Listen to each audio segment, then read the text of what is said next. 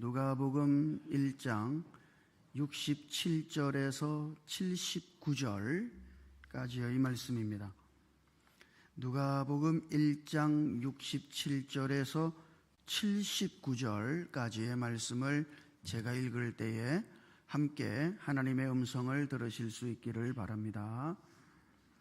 그 부친 사가랴가 성령의 충만함을 받아 예언하여 이르되 찬송하리로다. 주 이스라엘의 하나님이여 그 백성을 돌보사 속량하시며 우리를 위하여 구원의 뿔을 그 종 다윗의 집에 일으키셨으니 이것은 주께서 예로부터 선지자 거룩한 선지자의 입으로 말씀하신 바와 같이 우리 원수에게서와 우리를 미워하는 모든 자의 손에서 구원하시는 일이라.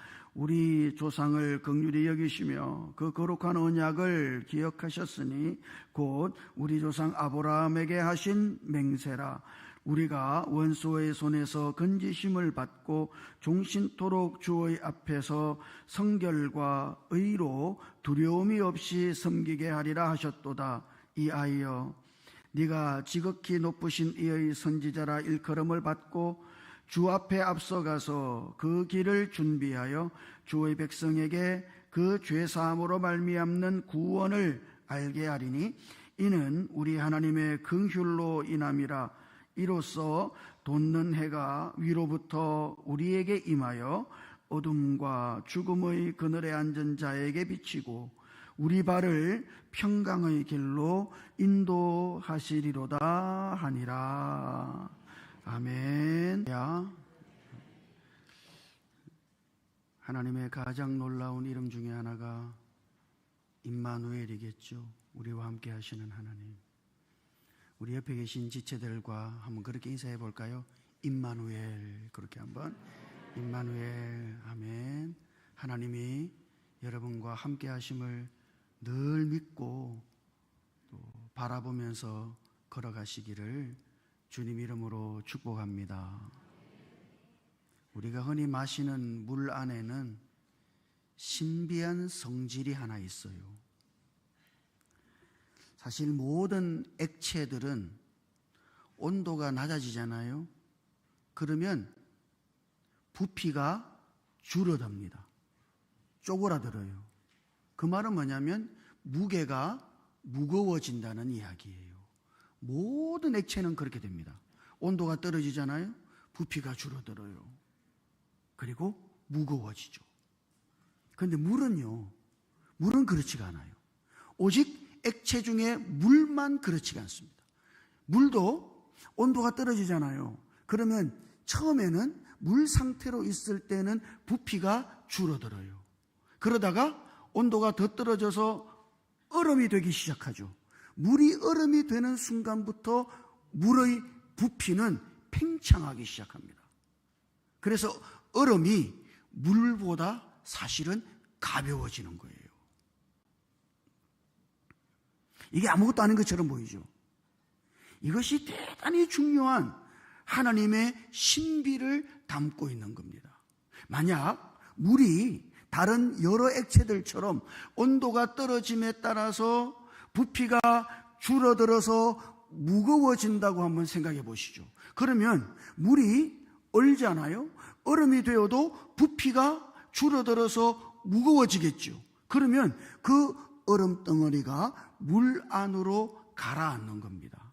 물에 뜨지는 않아요. 가라앉아요. 얼음이 물 안에 가라앉으면 물 밑바닥에서부터 물이 얼기 시작하는 거예요. 물 밑바닥에서부터 물이 얼기 시작해가지고 모든 물이 얼어붙습니다. 그 호수도 강도 바다도 다 얼어붙어요. 그렇게 되면 그 안에 살아가던 모든 생물들은 살 수가 없게 되는 거죠. 다 죽어요.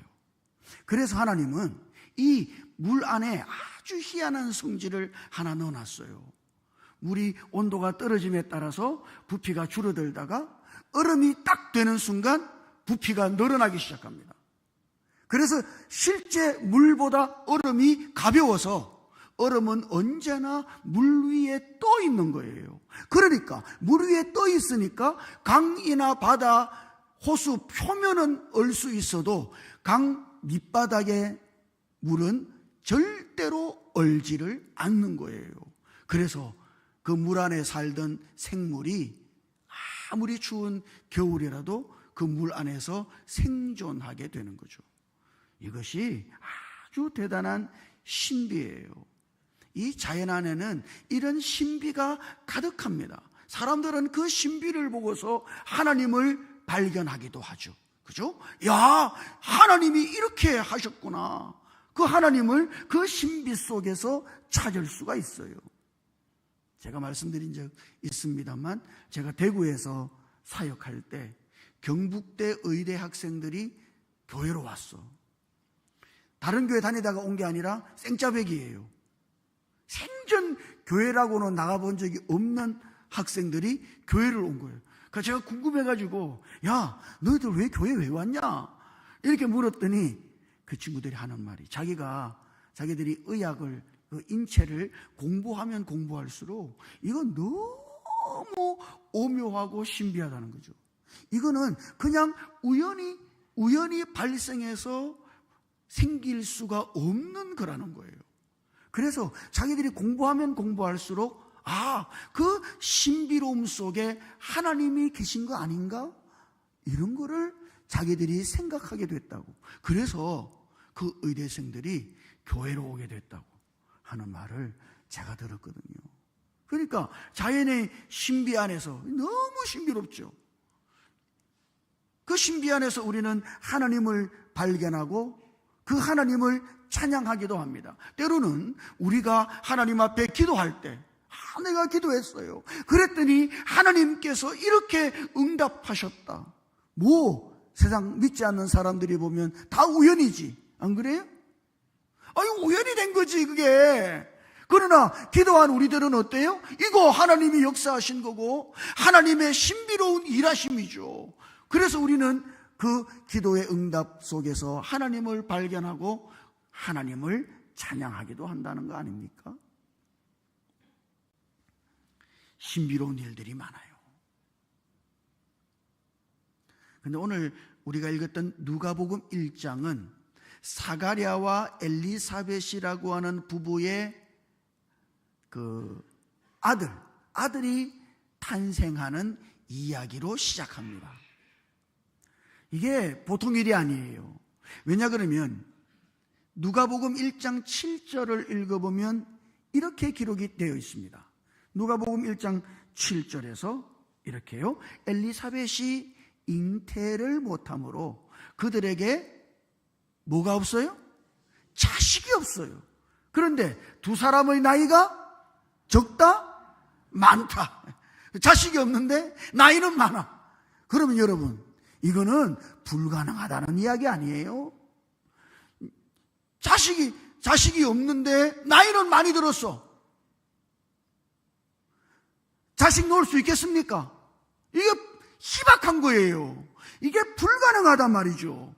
그런데 그런 부부에게, 사가랴와 엘리사벳 부부에게 아들이 생겼어. 이거 놀랄 일이죠. 그리고 아들을 낳았어요. 이게 얼마나 기가 막힌 하나님의 역사입니까? 이거는 누가 보더라도 이거는 하나님이 하셨네. 하나님이 이 집에 아이를 주셨네. 하나님의 신비로운 역사라고 말할 수밖에 없는 그런 일이다 말이죠. 자, 그러니까 이 사가랴와 엘리사벳 부부에게 태어난 이 아이는 얼마나 소중했을까요? 그죠? 불가능했는데 하나님의 은혜로 아이를 낳았으니 이게 얼마나 감격스러운 일이에요. 그리고 그 아이가 얼마나 귀한 아이겠어요. 상식적으로 생각해 보면 이 부부의 전 존재보다 더 귀한 것이 태어난 이 아들 아니겠어요? 우리가 흔히 말하는 눈에 넣어도 아프지 않을 아들, 얼마나 소중한 아들이에요. 이 아들과 다른 어떤 것도 바꿀 수가 없어. 너무 귀한 아들. 안전하서나 이 아들 생각에 행복에 젖어오는 거 아니겠습니까? 자, 그런데 오늘 말씀을 읽어보면 이 사가랴와 엘리사벳 부부가 세례 요한이라고 하는 아들을 낳은 후에 이 사가랴가 하나님의 성령의 감동으로 예언을 하고 있다는 사실을 발견하게 돼요. 이건 아들을 낳은 다음에 사가랴가 예언을 하는 겁니다. 67절을 읽어보면 거기 분명히 그렇게 기록이 되어 있죠. 그 부친 사가랴가 성령의 충만함을 받아 예언하여 이르되. 언제? 아이가 나오고 나서, 아이가 태어나고 나서 이 사가랴가 성령의 충만함을 받아서 예언을 하기 시작했어요. 만약 여러분들이 성경을 처음 읽으시는 분이라면, 자, 누가복음을 처음부터 우리가 읽어나가고 있는 겁니다. 사가랴와 엘리사벳 부부에게 귀한 아들이 태어났어요. 하나님의 역사로.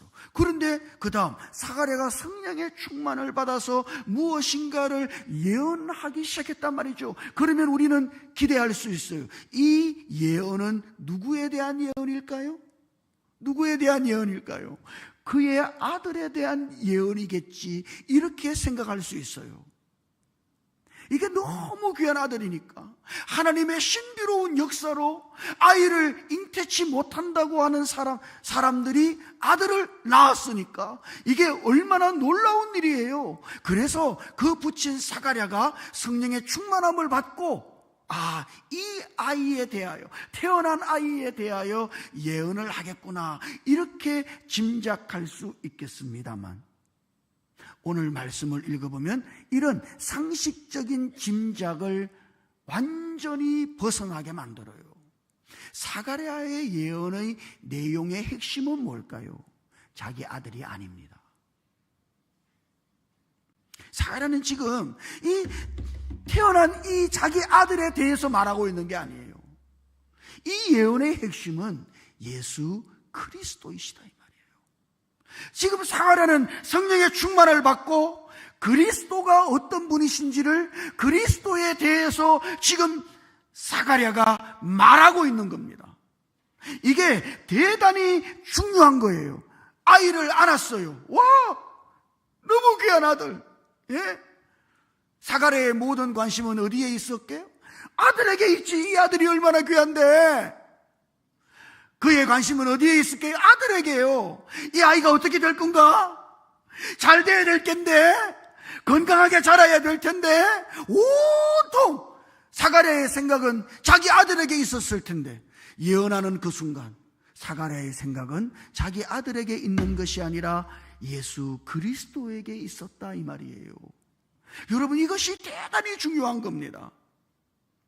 성령의 역사는 언제나 우리들에게 그리스도, 예수 그리스도를 우리 안에 나타내 보여주시죠. 성령의 역사는 우리에게 그리스도를 계시하는 역사예요. 우리로 하여금 그리스도를 알도록, 그리스도를 깨닫도록, 그리스도를 보도록, 그렇게 해서 우리들 모두가 그리스도에게 붙들린 사람들이 되도록 하는 것이 성령의 역사다.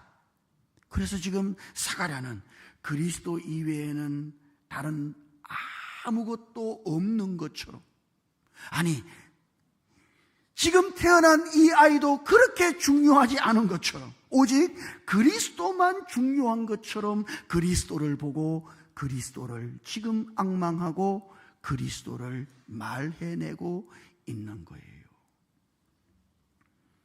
그러니까 한마디로 말하면 지금 태어난 이 아이 때문에 놀란 것보다 그리스도 때문에 더 놀랐다, 이 말입니다.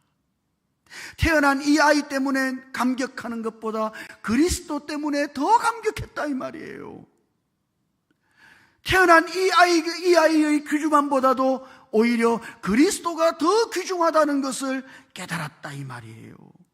사랑하는 성도 여러분, 우리가 하나님의 성령의 역사 속에 있다면, 하나님의 성령이 여러분들을 감동하고 여러분들이 하나님의 성령으로 충만하다면, 그 성령은 여러분들로 하여금 그리스도를 바라보게 만들 것입니다. 우리 안에 그리스도를 나타내시고 그리스도를 계시해서 그리스도가 얼마나 놀라운 분이신지를 알고 그리스도를 붙잡게 만들고 그리스도께 빠져들고 그리스도께 매료되게 만들 거예요. 이것이 하나님의 성령의 역사다. 제가 한번 여러분께 물어볼까요? 여러분의 인생에 일어난 가장 놀랍고 신비한 이 일은 무엇입니까? 사가랴와 엘리사벳 부부에게 물어보세요. 당신에게 일어난 가장 신비한 일은 뭡니까? 예, 아들을 낳은 거 아닙니까? 아니에요. 아들을 낳은 것이 아니라 그리스도가 가장 놀라운 신비. 여러분에게 있어서 여러분의 삶에 일어난 가장 놀라운 신비는 뭐예요? 그리스도께서 믿음으로 말미암아 내 안에 오셨다. 나는 이제 그리스도 안에 있고 그리스도는 내 안에 있고. 여러분, 이것이 오늘 믿음 가운데 우리에게 일어난 가장 놀라운 일이에요. 여러분 안에 오신 그리스도가 그렇게 놀랍다 이 말이에요. 하나님이 내 안에 오셨으니, 그 하나님이 내 안에 거하시게 되셨으니 우리는 우리 안에 거하시는 하나님이신 그리스도 때문에 놀라고 매일매일 이 귀하신 그리스도를 붙잡고 그리스도를 보고 그리스도께 마음을 드리고 그리스도를 가장 귀히 여기고 그렇게 우리는 우리의 삶을 걸어갈 수 있어야 하겠습니다. 그런데 사가랴가 이 예언 속에 자기 아들에 대해서 말하는 부분도 있어요. 그것이 76절과 77절이거든요. 요거는 세례요한 사가랴와 엘리사벳의 아들에 관하여 예언하는 부분입니다. 한번 같이 읽어볼까요? 이 말씀을 같이요. 시작. 이 아이여, 내가 지극히 높으신 이의 선지자라 일컬음을 받고 주 앞에 앞서가서 그 길을 준비하여 주의 백성에게 그 죄사함으로 말미암는 구원을 알게 하리니. 아멘. 지금 사가랴가 그가 지금 그에게 태어난 이 아들에 대해서 말하고 있는 거예요. 아들에 대해서 예언하고 있는 거죠. 어떤 내용을 예언했을까요? 와, 너무 귀한 아들이니까 야, 니 잘되기야. 예언을 그렇게 하는 거죠. 야, 너 성공할 거야. 이렇게 예언을 하고 있는 것이 아니라는 사실이에요. 여러분들도 예언을 받고 싶을 때가 있습니까? 아이가 태어났어요. 우리 목사님이 이 아이에 대해서 예언을 한번 해주시면 기도해 보니까 잘 된다. 아이고 건강하다. 무엇을 하든지 성공할 거라고. 그렇게 예언 들으면 기분 좋아요, 안 좋아요? 좋지, 좋아. 그런데 사가랴가 자기 아들에 대해서 예언할 때는 그런 식의 예언이 아니에요. 한마디로 말해볼까요? 그거 이겁니다. 야, 너 있지? 자기 아들에게 말하는 거예요. 너 있지? 너도 그리스도를 위해서 살아가야 한다. 그렇게 말하고 있는 겁니다. 네가 왜 태어난 줄 알아? 예수님 위하여 태어난 거야. 네가 왜 이 땅에 살아야 되는 줄 알아? 예수님을 위하여 사는 거야. 이게 사가랴의 예언이에요. 자기 아들에게 그렇게 말하고 있는 거예요. 아직 이제 갓 태어났는데 그 아들, 야야야, 너 왜 태어났는 줄 알아? 너 예수님을 위해서 태어난 거야. 너 예수님을 위해 존재하는 거야. 너 꼭 예수님을 위해 살아야 된다. 지금 그렇게 사가랴가 자기 아들에게 예언하는 거예요. 여러분, 우리가 정말 그리스도를 깨닫고 그리스도를 알게 되면 어떻게 돼요? 내가 가지고 있는 가장 소중한 것도 모두 그리스도를 위해서 있게 된 것이라는 것을 알게 되는 거예요. 여러분이 가장 소중하게 여기는 게 뭐예요? 예, 바로 그것이 그리스도를 위하여 여러분에게 있는 겁니다.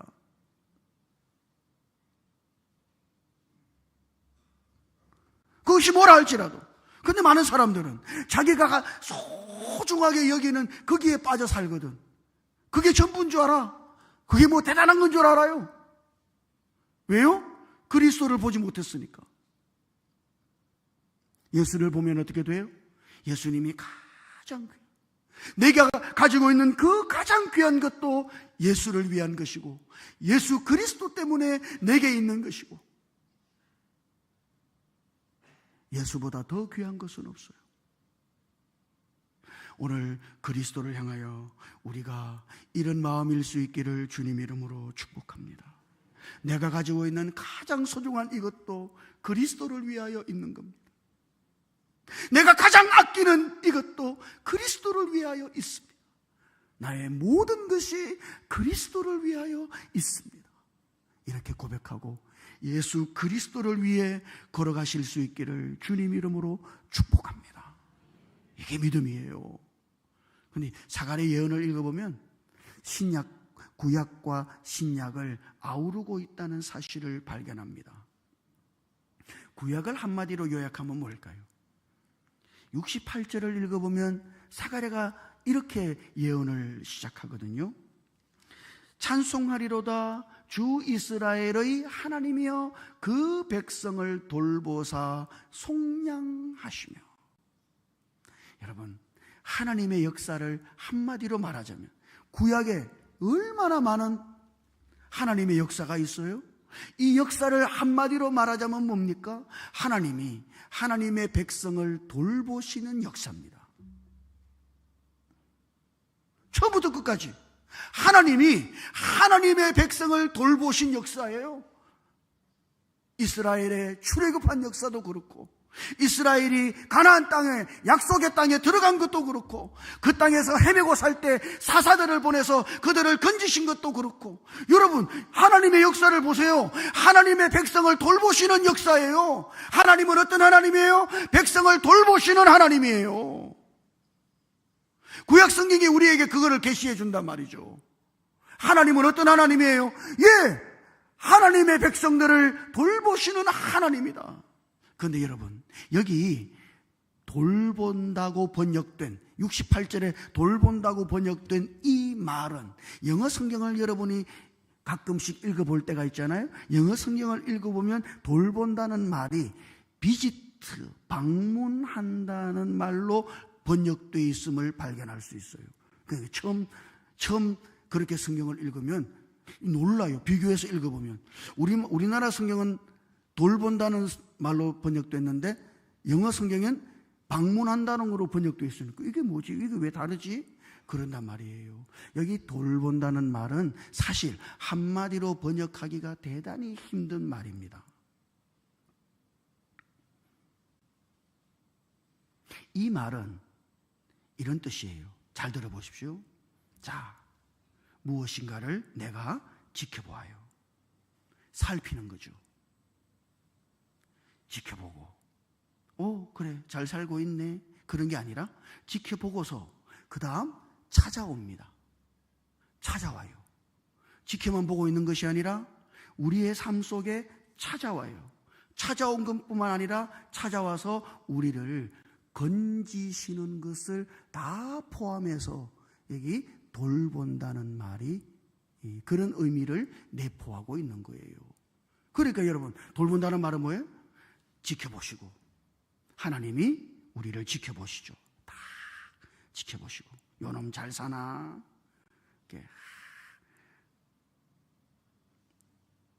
그렇게 째려보시는 게 아니라 도와줄 거 없나? 하나님이 다 지켜보고 계셔요. 그리고 지켜보시던 그 하나님이 우리의 삶 속에 오십니다. 그리고 오셔서 뭐해요? 우리를 건지시죠. 이것이 하나님의 역사다. 옛날 이스라엘 백성들이 애굽에서 노예 생활할 때 그 노예 생활은 얼마나 지겹고 힘들어요. 그 노예 생활 속에서 하나님이 노예 생활하고 있는 이스라엘 백성들을 다 보셨어. 보시고서 하나님이 가만히 계신 것이 아니라 그들을 찾아오셨습니다. 찾아오신 하나님이 그들을 그 노예 생활에서 구출해내셨어요. 건져내셨어요. 이 모든 것을 다 포함하는 말이 여기 돌본다는 이 말이다, 이 말이에요. 하나님은 어떤 분입니까? 여러분을 지켜보시죠. 여러분의 삶을. 그리고 하나님이 우리의 삶 속에 찾아오십니다. 그리고 우리를 건지시죠. 우리를 구원하신다. 이것이 하나님이 구약에서 역사하신 하나님의 역사의 표현이, 이게 한마디로 말하면 하나님이 그렇게 일하신 거예요. 그러니까 구약은 하나님의 이런 일하심에 대한 그림자, 어떤 예언과 같은 것이죠. 그래서 신약 성경에 예수 그리스도가 이런 하나님의 역사를 우리에게 완성하신 겁니다. 그리스도가 어떤 분이시죠? 우리를 지켜보시는 하나님이 우리 가운데 오셨어요. 실제로 우리 가운데 오신 그 주님이 뭐예요? 우리를 건지시죠. 이것이 그리스도다. 그러니까 그리스도는 구약의 하나님의 백성들을 돌보시는 그 하나님의 실제다, 이 말이에요. 그래서 78절과 79절을 읽어보면, 한번 같이 읽어보죠. 78절과 79절 같이요. 시작. 이는 우리 하나님의 긍휼로 인함이라. 이로써 돋는 해가 위로부터 우리에게 임하여 어둠과 죽음의 그늘에 앉은 자에게 비치고 우리 발을 평강의 길로 인도하시리로다 하니라. 아멘.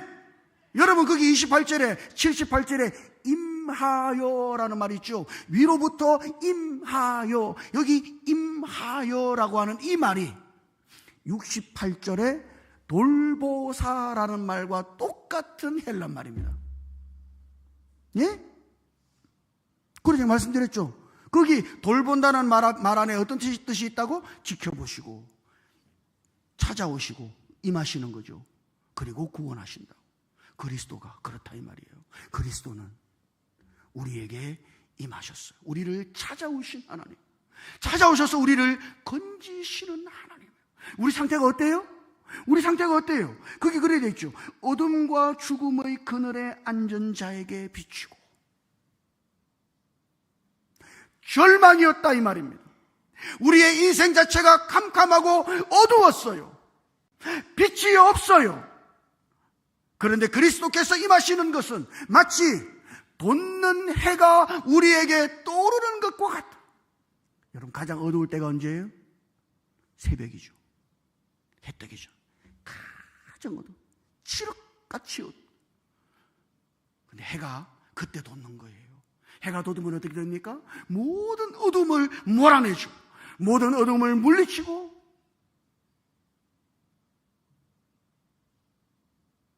그리스도께서 우리에게 오신 것이 돋는 해가 우리에게 떠오른 것과 같다. 여러분이 예수 믿을 때 여러분의 인생에는 돋는 해이신 그리스도께서 떠오르신 것입니다. 그리스도 안에 있는 삶은 해가 돋는 것처럼 날마다 새로운 삶인 것이죠. 그리스도 안에서. 그래서 우리는 그리스도께서 우리를 평강의 길로, 우리의 걸음걸음을 친히 인도하시고 주장하신다. 우리에게 오신 예수 그리스도께서 여러분의 삶을 평강의 길로 이끄실 것이니, 여러분 안에 오신 예수 그리스도를 바라볼 수 있기를 주님 이름으로 축복합니다. 주께서 여러분을 돌보실 것이니,